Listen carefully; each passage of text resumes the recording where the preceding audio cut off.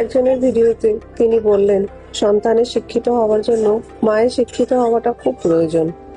কথাটা কিছুটা হলেও ঠিক বলে মনে হলো, কিন্তু শুধুমাত্র এডুকেশনাল শিক্ষাটাই কি সবকিছু? আমার তো সেটা মনে হয় না। সেটার জন্য তো স্কুল আছে, কলেজ আছে, অনেক টিচার্স আছে, কোচিং সেন্টার্স আছে, কিন্তু সব থেকে বড় যে শিক্ষাটা, যেটা একটা সন্তান তার বাড়িতে তার মা বাবা, ভাই বোন বা বাকি যারা পরিবারের তাদের দেখে শেখে। তো হাই হ্যালো এভরিওয়ান, আমি MS আইকাত। আমার আবার একটা নতুন ভিডিওতে তোমাদের সবাইকে ওয়েলকাম। আমার কি মনে হয় জানো, একজন সন্তান তার মায়ের কাছ থেকে সব থেকে বেশি শিখতে পারে, তার কারণ 80% সে তার মায়ের সাথে থাকে।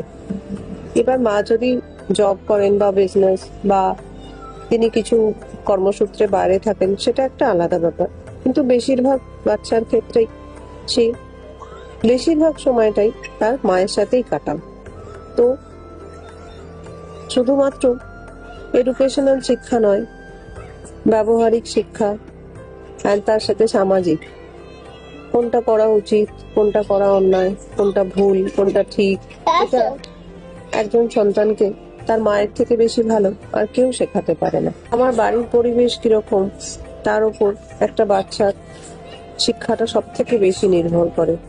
সে যদি দিনভর সকাল থেকে রাত অব্দি বাড়িতে অশান্তি, ঝামেলা, অকথ্য ভাষায় কথাবার্তা এগুলো শুনতে থাকে, তাহলে হয়তো আগে গিয়েও সে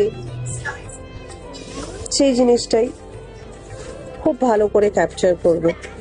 কিন্তু যদি সে বাড়ির পরিবেশটা শান্ত,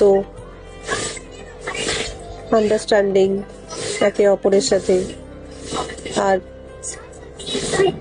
খুব চিৎকার চেঁচামেচি এই জিনিসগুলো না শোনে, তাহলে হয়তো আগে গিয়ে সেও নিজেকে সেরকম ভাবেই তৈরি করবে। তো আমার মনে হয় বাড়ির শিক্ষাটা সব থেকে বেশি জরুরি। যখন বাড়িতে সন্তান খুব ছোট, তখন নিজেদেরও অনেক সংযত হয়ে কথা বলা উচিত। এমন কোনো কাজ করা উচিত নয় যেটা তার মাইন্ডে এফেক্ট করবে, বা এমন কোনো ভাষা প্রয়োগ করা উচিত নয় যেটা সেই ছোট্ট বাচ্চাটার জন্য ভালো হবে না। তো যদি আমরা বাড়ির শিক্ষাটা খুব ভালো করে দিতে পারি, বাকি এডুকেশনাল শিক্ষা তো ওদের সাথে সাথে স্কুলে গিয়ে সে শিখেই যাবে। হয়তো তোমরা আমার সাথে একমত নাও হতে পারো, কিন্তু আমি ঠিক এরকম ভাবেই নিজের ছেলেকেও মানুষ করেছি, আর ঠিক এভাবেই আমার